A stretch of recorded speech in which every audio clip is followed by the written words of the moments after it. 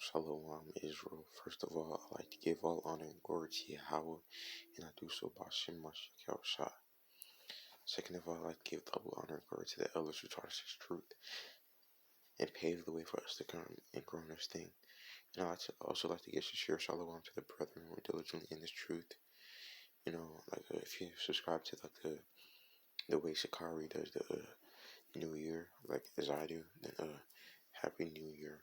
But anyways, if you also subscribe to the new moon being like when the moon is dark, then Happy New Moon, like Happy 13th month. But as long as you celebrate and keep these feast days, then more power to you. But anyways, that's not what this video is about. And also if I didn't if I didn't say if I didn't give if I didn't salute the brethren, then I also salute y'all. But that's not what this video is about. This video will be about Christ will be king, not David. Cause it's like I might have slipped out some bombs in this video, so just giving y'all warning. Like some nigga onlys or Old Testament onlys, like they love to use this little excerpt in Jeremiah 30, stating that like to say Christ won't be king in the kingdom, but David will, which is opposite, cause David won't be king in the kingdom, but Christ will. But let me show you what they would like to do, and let me show you how to go about and cut it. Book of Jeremiah chapter 30, verse 7 through 10. Jeremiah 30, verse 7 through 10. Jeremiah 37, alas, for that day is great, shall none is like it. It is even the time of Jacob's trouble, but he shall be saved out of it. Verse 7 is where you go to substantiate Jacob's trouble. Verse 8, for it shall come to pass in that day.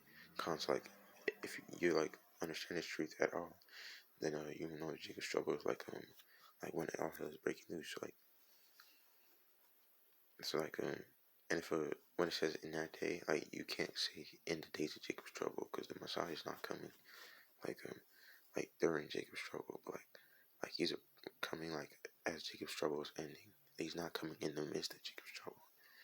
So when it says when it should come to pass in that day, or for it should come to pass in that day, it's speaking when Yahshua is coming, or when the Messiah is coming, or when the Lord is coming. Verse 8, for it shall come to pass in that day, said the Lord, that I will break the yoke off his neck, and will burst the bonds, and strangers shall no more serve themselves of him. Council Old Testament only who would agree to him, or some of them would agree to him. Strangers, we will stop serving strangers, and a stranger will stop anything from us. Verse 9, but they shall serve. But this is the verse 9 is the verse that they like to misuse. Verse 9, but they will serve the Lord their God and David their king, whom I will raise up unto them. They love to use this verse, serve the Lord their God and David their king, whom I will raise up unto them. They love to say David is the Lord is going to raise David from the grave, and he will serve in the kingdom, based solely off the fact that it says David their king.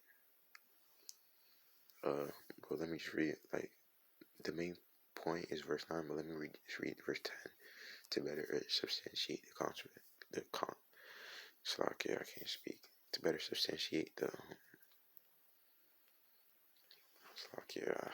I forgot the word, but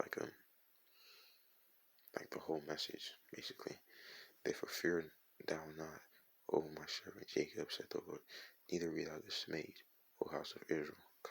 Speaking my Jacob and Israel, for I will save thee from afar, and thy seed from the land of their captivity, and Jacob shall return, and shall be in rest, and be quiet, and none shall make him afraid. this hasn't happened yet. At least the last part hasn't happened yet, because we've always been afraid of other nations. And like if you think I'm wrong, then try to send me a message and try to debate me on that. But anyways, so like it's like I remember the word context. So like this is the whole context. But anyways, like they like to say in David or King when I raise up, they like to say that's speaking about King David himself, just because it basically says David. But this is how you cut it, like not cut the verse, but like cut their misinterpretation. You go to book of First Kings chapter 12, and I believe verse 11.